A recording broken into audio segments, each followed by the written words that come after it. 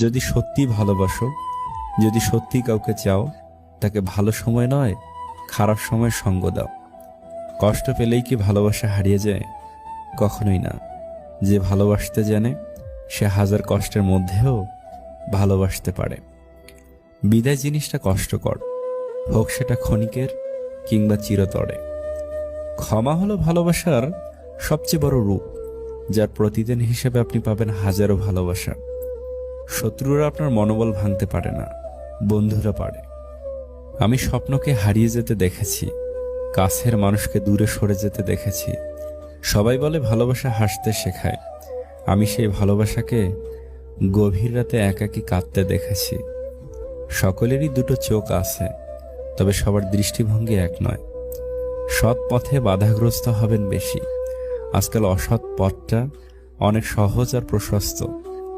কেউ একবার মন থেকে উঠে গেলে তাকে কোনোভাবেই আর আপনার ভালো লাগবে না, পরে সে যত খোঁজেই নিক না কেন।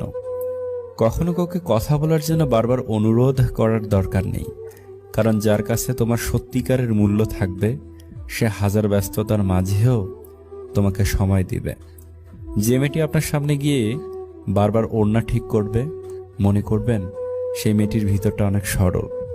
যে মেয়েটি আপনার সাথে দেখা করার সময় দেরি করে আসবে, মনে করবেন সে আপনার কাছে নিজেকে গুছিয়ে পরিবেশন করতে চায়। যে মেয়েটি আপনি কথা বললে অন্যদিকে তাকিয়ে উত্তর করবে, মনে করবেন সে মেয়েটি আপনাকে লজ্জা পায়।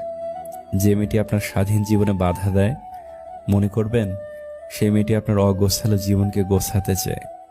যে মেয়েটি আপনার অপছন্দের কাজটা লুকিয়ে করে, মনে করবেন সেই কাজটি মেয়েটির খুব পছন্দের, কিন্তু সে আপনাকে ভয় পায়।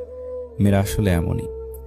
মানুষ বিখ্যাত অথবা কুখ্যাত ব্যক্তিদের মনে রাখে, কিন্তু যারা মাঝখানে থাকে মানুষ তাদের মনে রাখে না।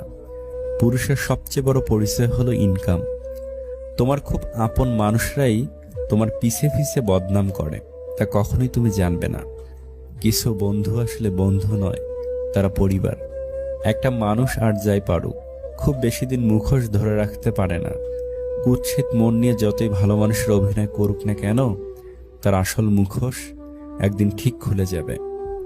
স্বপ্ন যেখানে সমুদ্রের মতো বিশাল, বাস্তবতা সেখানে কাগজের নৌকা। আপনার মানসিক তৃপ্তি দেয় কে? আপনার স্ত্রী। আপনার শারীরিক তৃপ্তি দেয় কে? আপনার স্ত্রী। আপনাকে রান্না করে খাওয়ায় কে? আপনার স্ত্রী। আপনার ঘর সাজিয়ে রাখে কে? আপনার স্ত্রী। আপনার ঘর পরিষ্কার করে কে? আপনার স্ত্রী। আপনার বাড়িতে আসা মেহমানদের আপ্যায়ন করে কে? আপনার স্ত্রী।